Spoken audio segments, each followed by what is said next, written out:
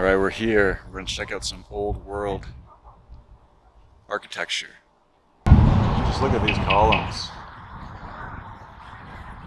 Or a lamp.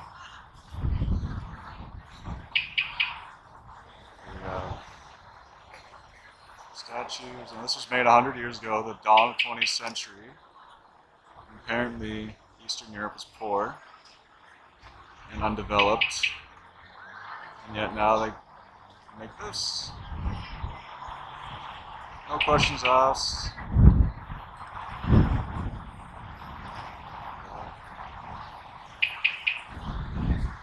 Unbelievable. Really. They went from this in the 1900s to comic blocks in 50 years. So we have definitely fallen. So we're definitely more advanced now, for sure. This building is 100 years old, as they say. And just 50 years later, they were constructing cement slabs that stabbed the sky.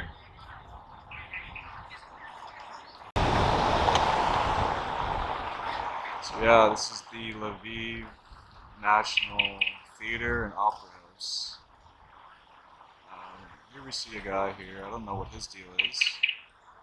Certainly some sort of symbology behind that.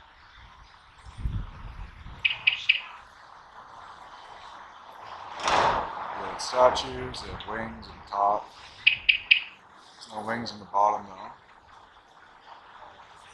How people used to look compared to now. The old face for the GMO diet. And it's just pretty evident when you see this how far we've dropped.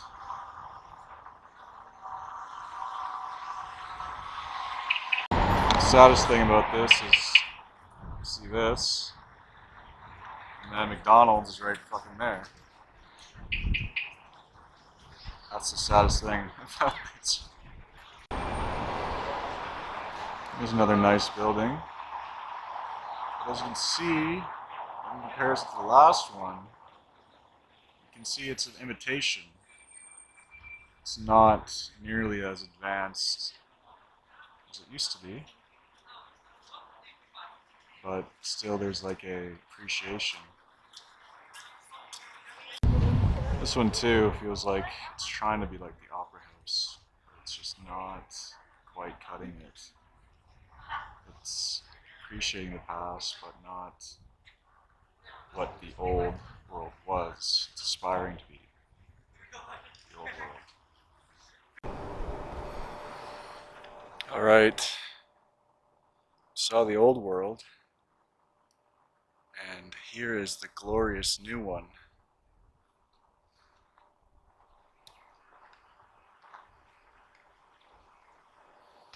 Oh yeah, so much more advanced. The glorious leap forward. The great reset that already happened. It is astonishing to see the contrast between what was then and what still is. Commie blocks as far as the eye can see. So I think there already was a reset in the last century. People talk about the 18th century being the reset.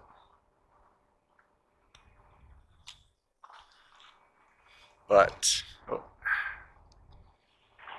reset happened in World War I and II. The old world was finally destroyed once and for all, and was replaced with this.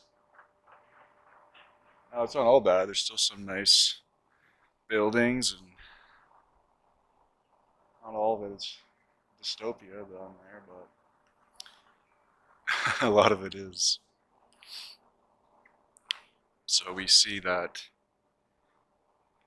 the resets happen way more frequently than we once perceived.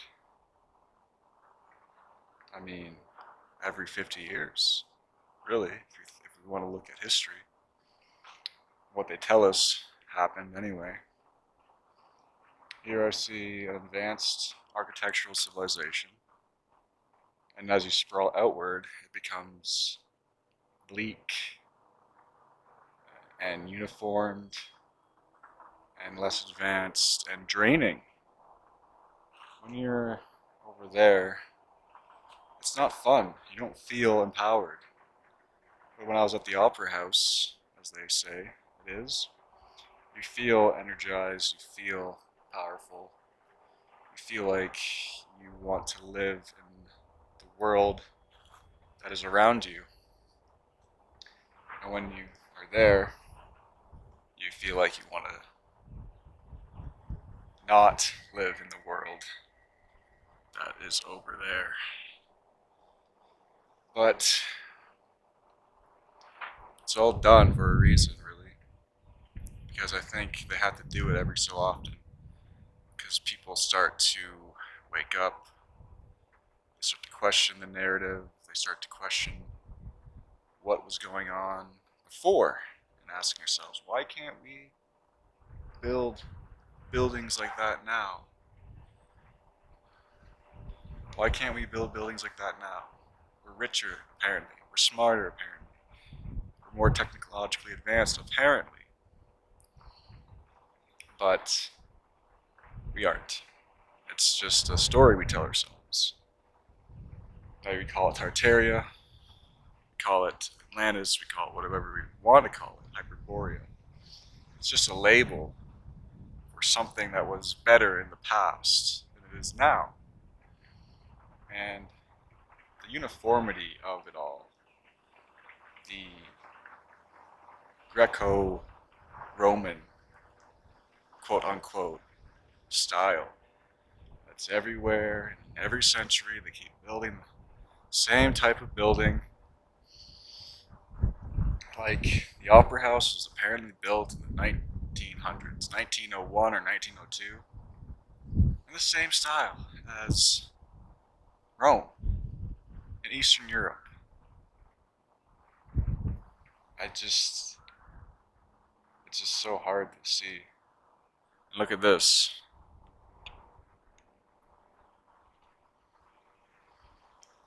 Now I'm starting to realize what the cross is on a lot of these buildings, right? So we see them, and what it really is that I think they tore down the old Antiquitech and then they replace it with the cross to symbolize their new reign. Now, the cross is not the symbol anymore of their reign, but I believe in the past resets it was. It was their symbol of dominance, because what did they do? They chopped down every sacred grove, every sacred building, outlawed every ancient belief, and replaced it with the cross. So, that's what it is to me. It is a symbol of their reign. But, I mean, just look at it. Just look at it. It's the peak of our civilization, Mr. Anderson. Yeah, right. Yeah, right. This is not the peak. This is the fall.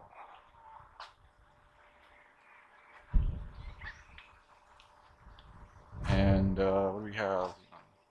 One sad thing about here is there's graffiti everywhere. But I think the energy here, if they live on that side, makes people a little bit depressed. And I think there is a reason why they targeted Eastern Europe specifically with the the Soviet reset, because they were the inheritors of Tartaria, or the closest genetic inheritors, I believe.